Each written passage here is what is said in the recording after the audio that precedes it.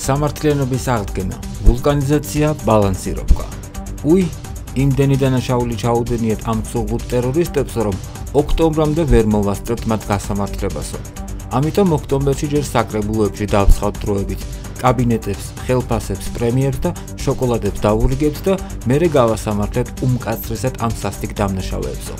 თანაც ვინც მათ დააზარალეს, იმათაც მერე აუცილებლად დავუბრუნებთ ღირსებას, პატივს და წართფეულ ქონებასო. ისევ ქართველმა ხალხმა უნდა გასცეს პასუხიო. კეთილმოწყობილებო, სწორად გავიგეთ თუ მეშლება რაიმე. მე რომ ახლავე გავწე პასუხი და როგორც ქართველმა მოქალაქემ ღორივით დავკლა ეს თქვენი სამუდამოდ კეთილგამწესებული პატიოსანი მსხვერპლი მურუსიძე, ახლავე გამასამართლებთ თუ საკრებულოში ან დედაქალაქის მერად ამირჩევთ ჯერ კოხტად და დროებით. წერს სოციალურ ქსელში მხატვარი შოთა გლურჯიძე და ეხმიანება ქართული ოცნების მიერ ნაციონალური მოძრაობის აკრძალვის გადადებასთან დაკავშირებით მიღებულ გადაწყვეტილებას.